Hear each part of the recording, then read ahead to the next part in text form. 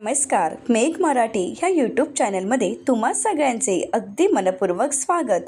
ठरलं तर मग ही सगळ्यांचीच आवडती मालिका आणि आता हळूहळू या मालिकेत एक एक धमाका आपल्याला पाहायला मिळतो. तसाच आजही एक खूप मोठा गौप्यस्फोट आपल्याला पाहायला मिळतो. तो म्हणजे आता सचिनचं सत्य आणि सर्वात महत्त्वाचं म्हणजे साक्षी जिवंत आहे हे सत्य सायलीसमोर येतं. आता हे कसं हे आपल्याला पुढे पाहायलाच मिळणार आहे. मित्रांनो, जर चॅनलवर नवीन असाल तर अगोदर चॅनलला नक्कीच सबस्क्राईब करा, म्हणजे यापुढे ठरलं तर या मालिकेचे नवनवीन अपडेट्स तुम्हाला लवकरच पाहायला मिळतील. तर चला तर मित्रांनो, आजच्या भागात नक्की काय घडलंय हे आपण पाहूयाच. तर आज अस्मिता खूप अस्वस्थ असते आणि म्हणूनच अस्मिताचा मूड फ्रेश करण्यासाठी आणि तिला आनंदात ठेवण्यासाठी सायली म्हणू लागते, जाऊ देत ना, सचिन भाऊजींच्या डोक्यात कुठला तरी दुसरा विचार चालू असेल. परंतु अस्मिताताई, तुम्ही तुमच्या बाळांची नावं काय ठरवली आहेत ती सांगणार आहात ना? तर अस्मिता म्हणते, आता नाही, बाळ जन्माला आल्यानंतर. तर आता अश्विन अस्मिताची मस्करी करत म्हणतो, बारशापर्यंत तरी सांगशील ना तू? तर सर्वच जण हसू लागतात. तर प्रिया म्हणते, मी सुद्धा काही नावांची यादी तयार केली आहे, ती सुद्धा तुला प्रिंट काढून देते हां. आता प्रियाचं हे वागणं सगळ्यांनाच चांगलंच माहीत असतं. प्रियाच्या या नाटकाचा काही अंत होत नसतो, परंतु सायली अर्जुन करतील एवढं मात्र नक्की. आता प्रियाला नागराज काकांचा फोन येत असतो. प्रिया पाहते तर नागराजचा फोन असतो. प्रिया लगेच रूममध्ये जाते. तर इकडे अर्जुन सायलीला म्हणतो, बायको, तू म्हणालीस ते अगदी खरं आहे. जर आपण या सचिनसोबत थोडं चांगलं वागायला सुरुवात केल्याबरोबर त्याने त्याचे रंग दाखवायला सुरुवात केलेत, म्हणजे आता हळूहळू अस्मिताईलाही कळेल की सचिन नक्की कसा आहे. तर दुसरीकडे प्रिया नागराजचा फोन उचलते आणि म्हणू लागते, मी तुम्हाला किती वेळा सांगितले की परत मला फोन करत जाऊ नका. तर नागराज म्हणतो, तू माझ्यासाठी वकील बघणार होतीस ना, त्याचं काय झालं? तर प्रिया म्हणते, हो, मी बघितलंच आहे. नागराज म्हणतो, नाहीतर मी काय करेन हे तुला चांगलंच माहीत आहे ना. तुझं सत्य सायली अर्जुनला मी सांगेन. आत्ता फक्त मी कोडं घातलं आहे, पण त्याचं उत्तर सांगायला मला वेळ लागणार नाही. तर प्रिया म्हणते, तुम्ही त्यांना कोडं टाकून माझं सत्य सांगण्याचा प्रयत्न करताय, मग हे मला माहीत नाही असं तुम्हाला वाटतंय का? तर दुसरीकडे सायली अर्जुनला म्हणते, तुम्ही मला खरं सांगा की तुम्ही नागराजच्या समोर आपल्याला प्रियाचं सत्य कळालं आहे हे सांगितलं तर नाही आहे ना? आपल्याला त्या कोड्याचं उत्तर मिळालं आहे हे त्याला कळालं तर नाही आहे ना? तर अर्जुन म्हणतो, नाही, मला एवढं कळतं आहे, मला एवढं माहीत आहे की त्या माणसाच्या समोर काय बोलायचं. एवढी साधी गोष्ट मला कळत नाही आहे असं तुला वाटतं आहे का? म्हणजे मी नागराजच्या समोर गेले आणि त्यानंतर मी त्याला म्हणालो की तू जे मला कोडं घातलं आहेस ना ते मला कळालं आहे असं मी म्हणेन का? एवढासुद्धा विश्वास नाही आहे का माझ्यावर? सायली म्हणते, तुमच्यावर विश्वास आहे, परंतु तुमच्या रागावर माझा अजिबातच विश्वास नाही आहे. अर्जुन म्हणतो, म्हणजे? सायली म्हणते की हो, रागाच्या भरात तुम्ही कधी काय कराल याचा काहीच नेम नाही आणि मी ते सांगूही शकत नाही. मी फक्त एवढंच म्हणते की जर नागराजला कळालं तर नागराज प्रियाला सांगेल आणि मग मात्र प्रिया सगळे पुरावे नष्ट करण्याचा प्रयत्न करेल. तर दुसरीकडे प्रिया नागराजला म्हणते, सायली अर्जुनला तुम्ही जे कोडं घातलं आहे ते माझ्यापर्यंत पोचलं नाही असं वाटतंय का तुम्हाला? तर नागराज म्हणतो, मग त्या कोड्याचं उत्तर सांगू का?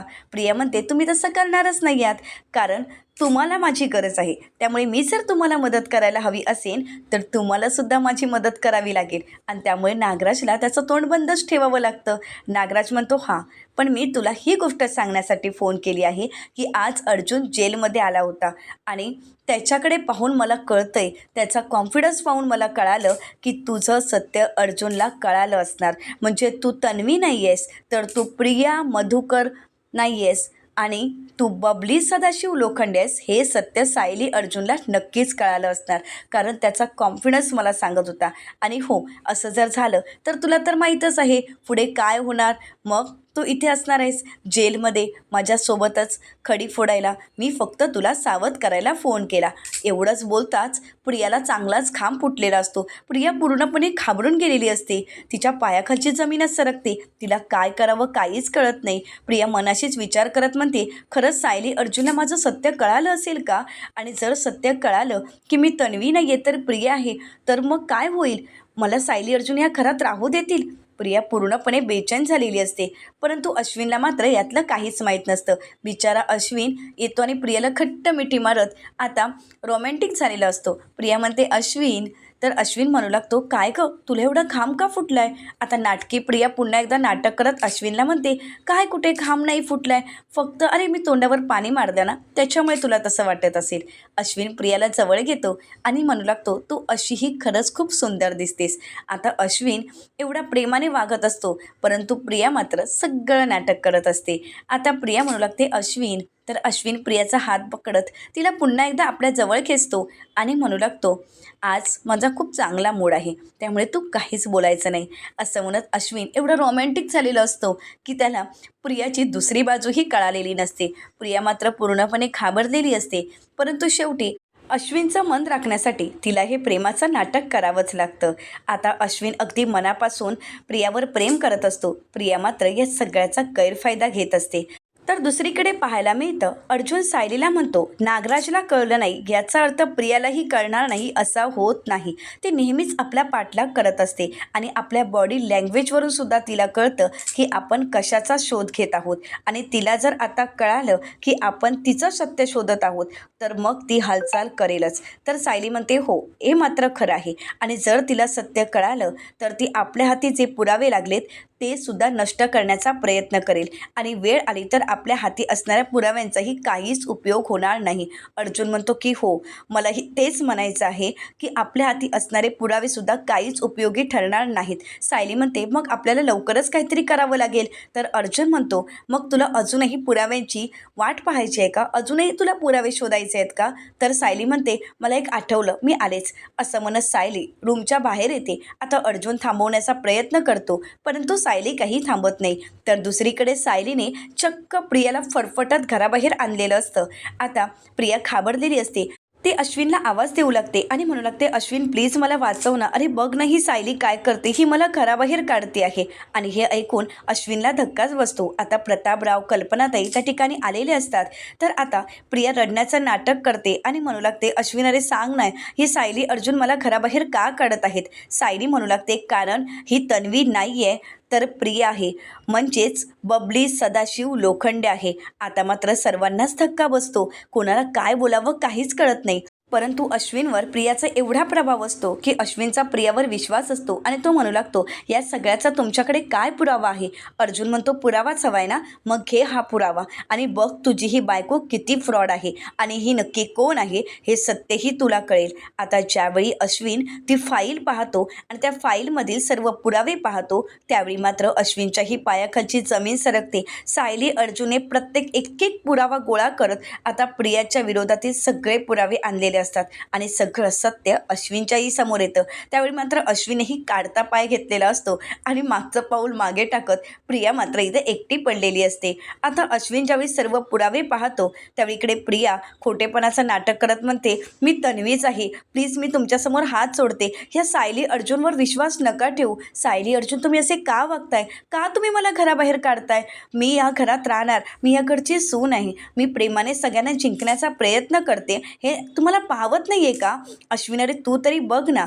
तर कल्पनाताई म्हणू लागतात, हे पुरावे खोटे असूच शकत नाही, तर तू खोटी आहेस. परंतु प्रिया अजूनही खरं बोलायला तयारच नसते. प्रतापराव म्हणू लागतात, मला तर अगोदरपासूनच तुझ्यावर शंका होती, पण तू एवढ्या खालच्या पातळीला जाशील असं मला कधी वाटलंही नव्हतं. आता प्रियाने कितीही हातपाय जोडण्याचा प्रयत्न केला, हात जोडण्याचा जरी प्रयत्न केला तरी कोणी तिच्या बोलण्यावर विश्वास ठेवत नसतं. आता इकडे अश्विनही म्हणतो, गप्प बस तन्वी. तन्वी कुठली? प्रिया मधुकर, एक नंबरची फ्रॉड मुलगी. अगं तुझ्यावर विश्वास ठेवावा असं तुला वाटते का? अगं एक नंबरची फ्रॉड मुलगी आहेस. या घरातच काय तर आमच्यासमोर उभं राहण्याची सुद्धा तुझी लायकी नाही आहे. असं म्हणत आता अश्विनने प्रियाची लायकीच काढलेली असते. आता प्रिया निर्लज्जासारखी अश्विनच्या समोर जाते. अश्विनचे हात पकडत म्हणते, अश्विन प्लीज मला समजून घे. अश्विन म्हणतो, तुझा आणि माझा काहीही संबंध नाही, यापुढे मागे वळूनही पाहायचं नाही. तर प्रिया म्हणू लागते, अश्विन अरे मी कुठे जाऊ? प्रतापराव म्हणतात, कुठेही जा, भीक माग, पण या घरात पुन्हा तोंड दाखवायला येऊ नकोस. आता अस्मिताही चिडलेली असते. अस्मिता म्हणू लागते, मला तर हिचा खरा स्वभाव अगोदरच कळाला होता, तेव्हाच हिला घराबाहेर काढायला हवं होतं. प्रतापराव म्हणतात, हो ना.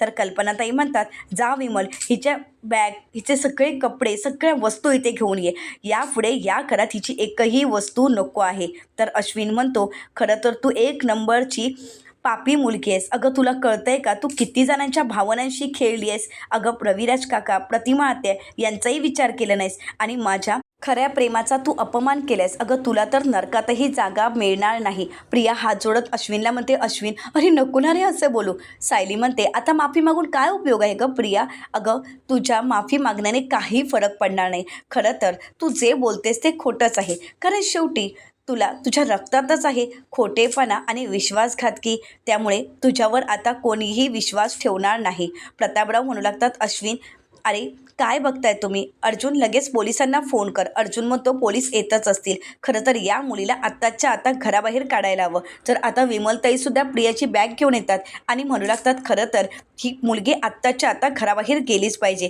खरं तर तिच्या वस्तूंनाही हात लावण्याची माझी इच्छा नाही आहे. तर अस्मिता सायलीला म्हणू लागते, सायली अगं काय बघतेस, काढ हिला घराच्या बाहेर. आता सायली फरफटत प्रियाला घराबाहेर काढते आणि अगदी घरातील सर्वांनीच सायलीला साथ दिलेली असते आणि प्रिया कायमची घराबाहेर गेलेली असते. सायली तिची बॅगही बाहेर फेकून देते आणि दरवाजा बंद करते. आता मात्र प्रिया एकटी पडलेली असते आणि आवाज देत म्हणू लागते, प्लीज माफ करा, म्हणजे शेवटची चूक समजून तरी माफ करा. परंतु कोणीही दरवाजा उघडत नसतं.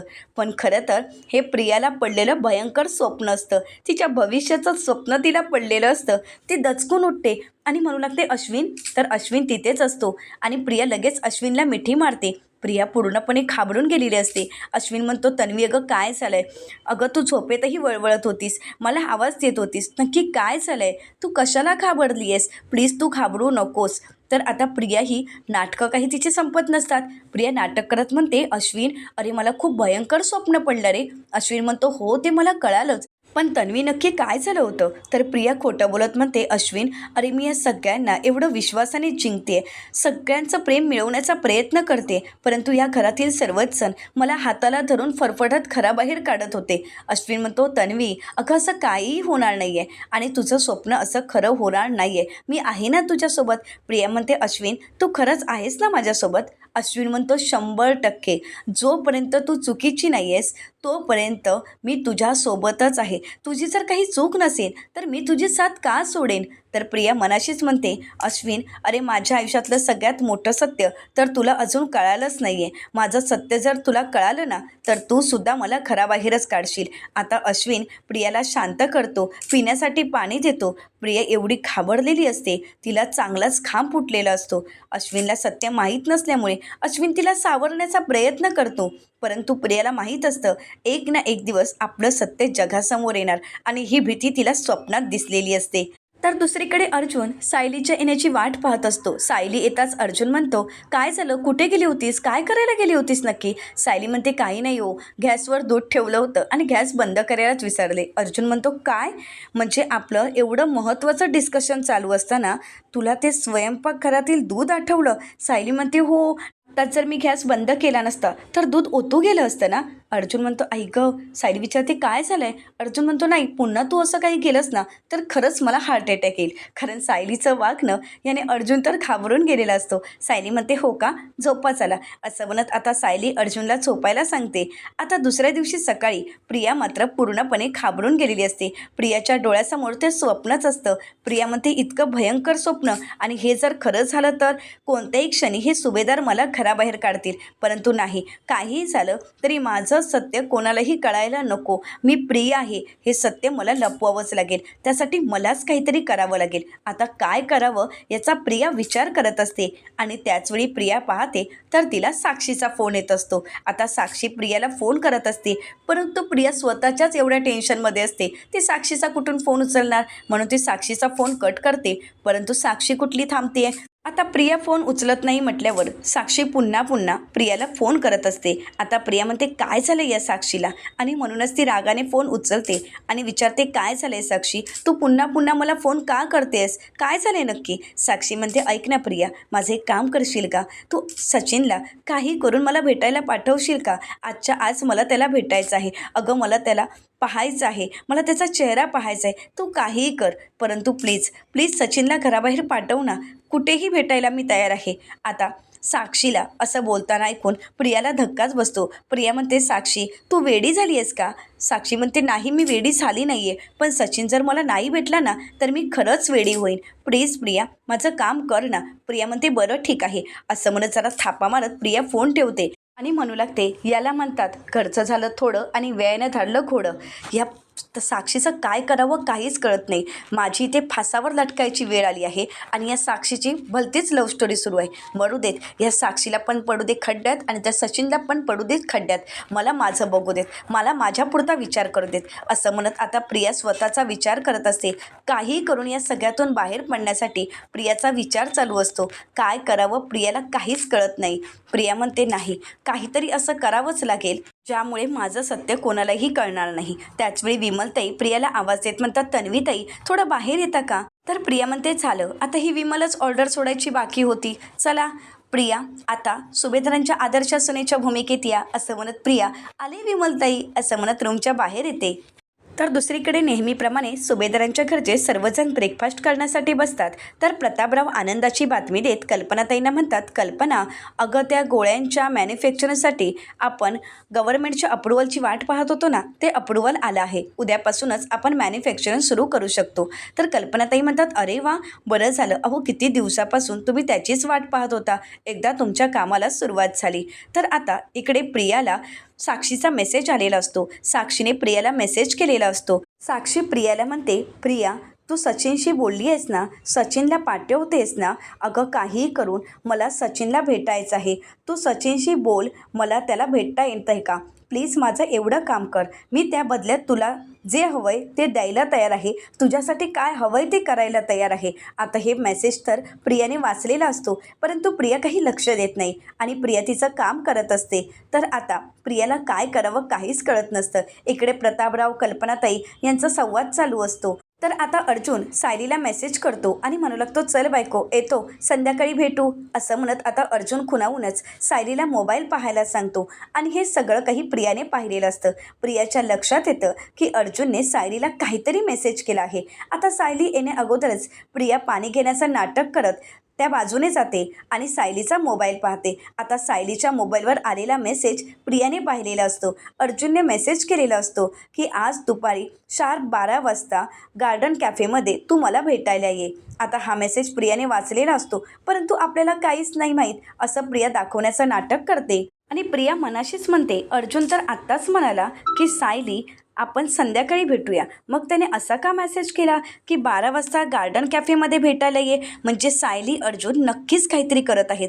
त्यांनी नक्कीच माझ्या सगळ्या सत्याचा शोध घ्यायला सुरुवात तर केली नसेल ना, त्यांना माझं सत्य तर कळालं नसेल ना. यांच्यामध्ये नक्की काय संवाद होतो हे मला कसं कळणार नाही. आता मलाच काहीतरी करावं लागेल. तर त्याचवेळी आता साक्षीचा पुन्हा एकदा प्रियाला मेसेज आलेला असतो. आता साक्षी प्रियाला म्हणते, प्रिया प्लीज काहीतरी करून आज सचिनला पाठव. तो तिथे कुठे येईल, म्हणजे जिथे कुठे येईल तिथे मी भेटायला जाईन. मला तो एकदा भेटू देत. मी त्याला घेऊन अशी गायब होईन की सुभेदारांना तो परत कधीच सापडणार नाही. सचिन कायमचा माझा व्हायला पाहिजे. आता हा मेसेज वाचल्यानंतर प्रियाला काय करावं काहीच कळत नाही.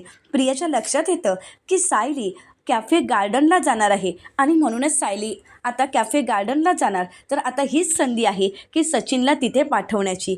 कारण जर आपलं सत्य अजूनपर्यंत कोणाला कळायला नको असं वाटत असेल तर आता सायली अर्जुनचं लक्ष दुसरीकडे वेधावं लागेल.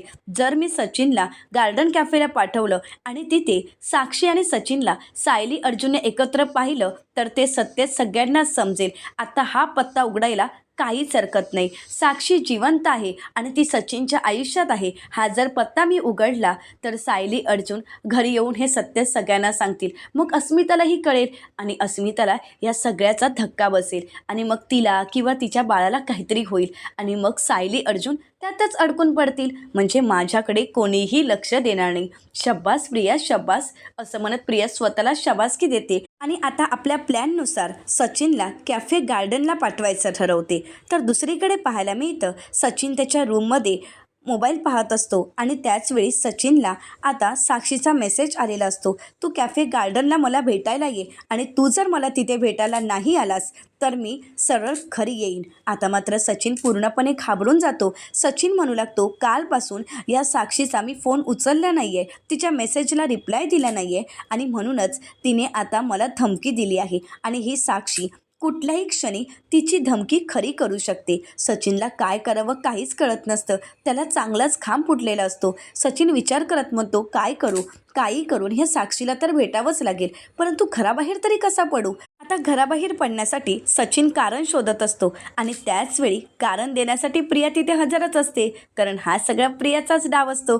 प्रिया म्हणते, अस्मिता अगं तुझी काही औषधं मला अश्विनने सांगितली आहेत आणायला, तर सचिन बाहेर जाणार आहे का, म्हणजे त्याला सांगितली असती की ही औषधं घेऊन ये आणि मी तुझ्यावर लक्ष ठेवलं असतं ना, तोपर्यंत मी तुला कंपनी दिली असती. आता हीच संधी सचिनच्या समोर असते. सचिन म्हणतो, हो चालेल ना, अस्मिताची औषधं आणि मी घेऊन येणार नाही का, तू मला पाठव, मी घेऊन येईनच. तर अस्मिता प्रियाला म्हणते, पण कोणती औषधं आहेत दाखव तरी. तर प्रिया नाटक करत म्हणते, अस्मिता अगं आपल्याला त्यातलं काही कळतं का, पण आता अश्विननेच वाटवली आहेत ना, म्हणजे ती बरोबरच असणार. जा सचिन तू घेऊन ये. आणि हो अगं अस्मिता तुला आई बोलवते, तू येतेस का बाहेर. तर अस्मिता म्हणते, मम्मा बोलवते का, आलेच मी. आता अस्मिता या प्रियाच्या बोलण्यावर विश्वास ठेवते आणि प्रियासोबत बाहेर निघून जाते. आता इकडे सचिनला ती संधी मिळालेली असते आणि म्हणून सचिन लगेच साक्षीला मेसेज करतो की हो मी येत आहे. तर आता साक्षी मेसेज करत म्हणते, मी वाट बघते, लवकरच ये. आता सचिन साक्षीला भेटण्यासाठी संधी मिळताच घराबाहेर पडत असतो.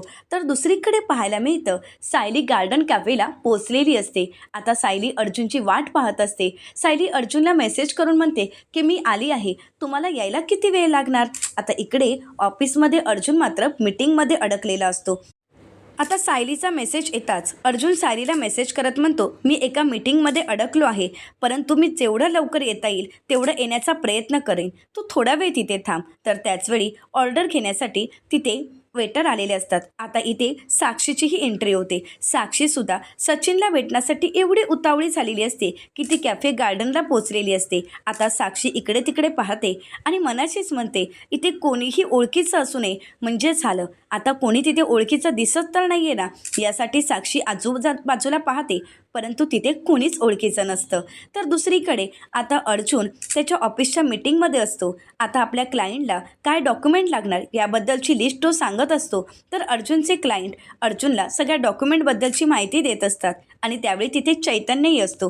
तिघांची मीटिंग सुरू असते. इकडे सायली फोन करत असते. तर त्याचवेळी अर्जुनचे क्लायंट अर्जुनला प्रश्न करत म्हणतात, सर परंतु माझ्याकडे माझ्या प्रॉपर्टीचे ओरिजिनल पेपर नाही आहेत. आता या सगळ्याबद्दल डिस्कशन करता करता अर्जुनची मीटिंग काही संपत नसते. आता या सगळ्यावर सोल्युशन काय याबद्दल तो त्याच्या क्लायंटशी बोलत असतो. तर दुसरीकडे साक्षी सचिनला फोन करते. आता सचिनही साक्षीला भेटण्यासाठी आलेला असतो आणि तोही मास्क लावून. तर सचिन लगेच साक्षीला जवळ घेतो, तिची समजूत काढतो आणि त्यानंतर दोघंही कॅफेमध्ये बसतात आणि एका बाजूला सायली कॅफेमध्ये असते, ती ऑर्डर देत असते. तर दुसरीकडे साक्षी आणि सचिनही. आता साक्षी आणि सचिनला याची कल्पनाही की नसते की सायली त्याच कॅफेमध्ये आलेली आहे. आता साक्षी आणि सचिन एका बाजूला आणि मध्ये पडदा असतो, तर पडद्याच्या अलीकडे सायली आणि पलीकडे साक्षी आणि सचिन. आता कोणाला काहीच माहीत नसतं की आपण याच कॅफेमध्ये आहोत. इकडे मात्र साक्षी सचिनला म्हणते, तोंडावरचा मास्क काढायला काहीच हरकत नाही आहे, कारण इथे कोणीही ओळखीचं नाही, मी पाहिलं आहे. आणि म्हणूनच साक्षी अगदी बिनधास्त तिच्या चेहऱ्यावरचा मास्क काढते आणि सचिनला सुद्धा काढायला भाग पाडते. आता सचिनही त्याचा मास्क काढून ठेवतो आणि दोघांमध्ये गप्पा चालू असतात. साक्षी सचिनला म्हणू लागते, सचिन अरे काय चाललंय तुझं, अरे मी तुला फोन करते, मेसेज करते, पण तू मात्र काहीच रिप्लाय देत नाही आहेस. अरे अजून किती वाट पाहायला लावणार आहेस, जेवढी मी तुझी वाट बघते तेवढा तू माझ्यापासून दूरच जातो आहेस सचिन. असं म्हणत साक्षी सचिनला आपल्या भावना समजावून सांगण्याचा प्रयत्न करत असते.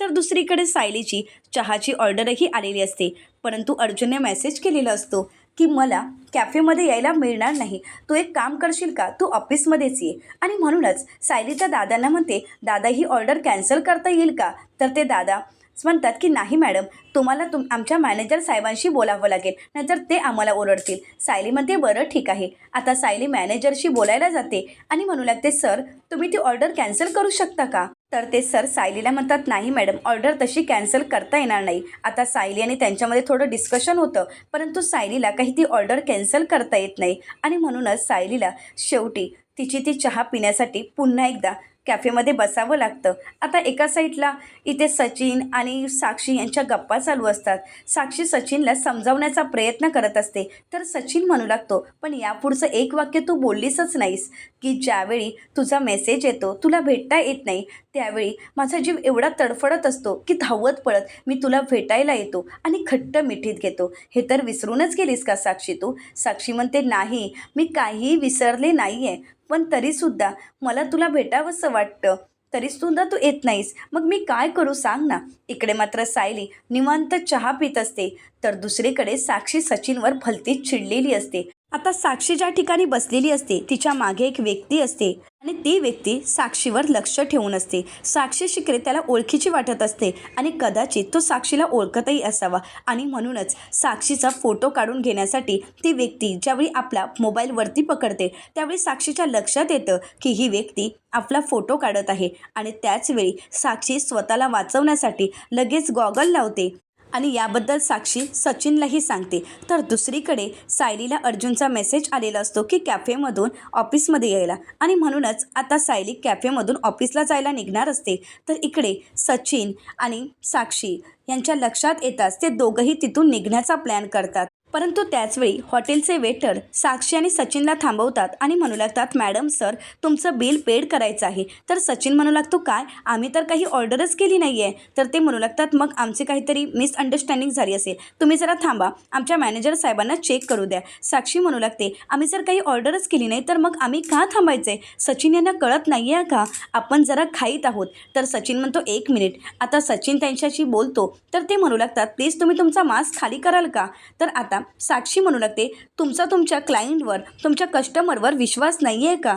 तर ते म्हणतात विश्वासाचा प्रश्न नाही आहे, पण तुम्ही तुमचा चेहरा तरी दाखवा, म्हणजे आमच्या सरांना समजेल की तुम्ही ऑर्डरच केली नव्हती.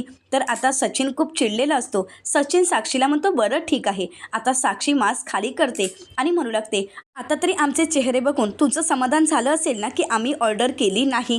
तर ते वेटर दादा म्हणू लागतात परंतु मॅडम आणि सर, तुम्हाला तिथे यावं लागेल, कारण सरांनी आमचा चेहरा पाहिला तरच त्यांच्या लक्षात येईल की तुम्ही ऑर्डर केली नाही आहे. आता साक्षी खूप चिडलेली असते, ती सचिनला समजावण्याचा प्रयत्न करते. आता सायली कॅफेमध्ये बिल पेड करून तिथून निघून जाणार, परंतु त्याचवेळी सायलीचा लक्ष जातो सचिन आणि साक्षीकडे. आता या दोघांना पाहून सायलीच्या पायाखालची जमीनच सरकते. सायलीला खूप मोठा धक्का बसतो, तरीसुद्धा या सगळ्यात सायली सचिन आणि साक्षीचा फोटो काढून घेते. इकडे मात्र सचिन साक्षीला सावरत असतो, तिला जवळ घेऊन सांभाळत असतो आणि तेच फोटो सायलीने क्लिक केलेले असतात. आता सायलीला तो दिवस आठवतो ज्या दिवशी मीडियाने जग जाहीर केलेलं असतं की साक्षी शिकरे यांचा तुरुंगातच मृत्यू झाला आहे. प्रसिद्ध उद्योगपती महिपत शिकरे यांची मुलगी साक्षी शिकरे जन्मठेपेची शिक्षा भोगत असतानाच त्या महिलेकडून तिच्यावर प्राणघातक हल्ला करण्यात आला आणि तिथेच त्यांनी त्यांचा जीव गमावला आहे. आता हे सगळं सायलीच्या लक्षात येतात. सायली म्हणू लागते म्हणजे साक्षी शिकरे जिवंत आहे आणि तीही सचिन भाऊजींसोबत, म्हणजे सचिन भाऊजींच्या आयुष्यात जी मुलगी आहे ती साक्षी शिकरेच आहे. आता सायलीला सगळ्या प्रश्नांची उत्तरं सापडलेली असतात. सगळं सत्य सायलीसमोर आलेलं असतं. सचिन ज्यावेळी सायलीला पाहतो त्यावेळी तो स्तब्धच होतो, त्याला काय बोलावं काहीच कळत नसतं. आता साक्षीसुद्धा पाहते त्यावेळी तिच्या लक्षात येतं की सायलीने आपल्याला पाहिलं आहे. आता साक्षीलाही काय करावं काहीच कळत नसतं.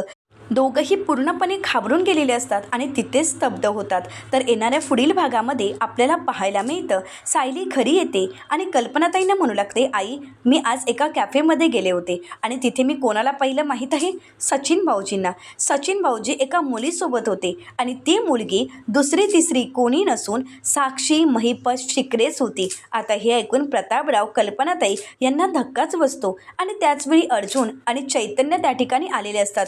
अर्जुन म्हणतो, तुला खात्री आहे की साक्षी हीच सचिनसोबत होती? तर सायली म्हणते, 1000% खात्री आहे की सचिन भाऊजींच्या आयुष्यात असणारी मुलगी ही साक्षी महिपत शिकरेच होती. आता मात्र सायलीचं हे बोलणं ऐकून घरातील सर्वांनाच धक्का बसतो. आता सायली अर्जुन मिळून हे मिशन कसं पूर्ण करतील आणि अस्मिताच्या आयुष्यातून सचिनला कसं बाजूला करतील आणि सगळ्यात महत्त्वाचं म्हणजे साक्षी शिकरे पुन्हा एकदा जेलमध्ये जाईल का, हे पाहणं अतिशय रंजक ठरणार आहे. मित्रांनो, अशाच मालिकांचे नवनवीन अपडेट पाहण्यासाठी चॅनलला नक्कीच सबस्क्राईब करा.